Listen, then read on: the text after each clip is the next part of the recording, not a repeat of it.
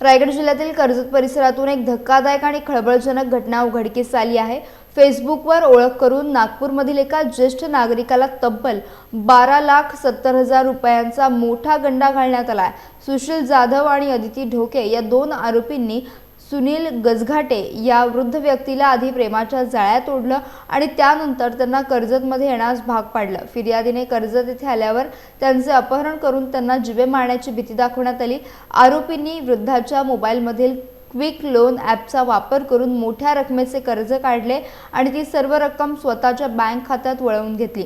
हा गंभीर प्रकार लक्षात येताच पीडित वृद्धाने तात्काळ आपल्या नातेवाईकांशी संपर्क साधला आणि कर्जत पोलीस ठाण्यात तक्रार दिली। पोलिसांनी तातडीने तपास करत मुख्य दोन आरोपींना बेड्या ठोकल्यात, तर त्यांचा तिसरा साथीदार सध्या फरार असून पोलीस त्याचा कसून शोध घेत आहेत। सर्व तिघ आरोपी विरुद्ध किडनॅपिंगचा आणि खंडणीचा आणि जबरी चोरीचा गुन्हा नोंद करण्यात आलेला आहे। दोन आरोपींना अटक करण्यात आलेला आहे। दोघा आरोपींना आज कर्जत पोलिसांनी न्यायालयात हजर केला असता त्यांना 2 दिवसाची पोलीस कस्टडी रिमांड दिलेली आहे। तिसरा आरोपीचा पोलीस शोध घेत आहे। तर तांत्रिक तपासाच्या आधारे हे सर्व पोलिसांनी आरोपींची नावे आणि आरोपी गुन्ह्याचा शोध लावलेला आहे आणि API सय्यद आहेत आमच्या वरिष्ठांच्या मार्गदर्शनाखाली, म्हणजे माननीय SP श्रीमती अचलदलाल मॅडम, माननीय additional SP Shri Shivtare sir, DYSP Shri Rahul Gaikwad sir आणि आम्ही यांच्या मार्गदर्शनाने ह्या गुन्ह्याचा तपास करतो आहे।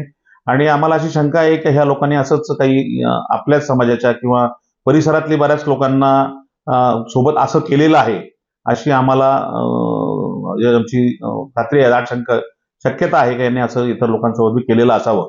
तर कोणा लोकांसोबत या तिघ आरोपींनी, महिला आरोपीचं नाव आहे अदिती ढोके, पुरुष आरोपीचं नाव आहे सुशील जाधव आणि तिसरा आरोपी जो आहे गणेश रूप मंगेश गजानन प्रधान, राहणार पुणे, या तिघांनी असंच कोणातरी सिनियर सिटीजनला फेसबुकवरून किंवा सोशल मीडियाच्या मार्फतीने ओळख करून असं त्यांच्यासोबत केलेलं असावं असं पोलिसांना आव्हान आहे पोलिसांचं सर्वांना की असं काय झालं असेल तर त्यांनी कर्जत पोलीस स्टेशन येथे येऊन त्यांच्याविरुद्ध तक्रार द्यावी किंवा त्यांची फिर्याद आम्हाला द्यावी।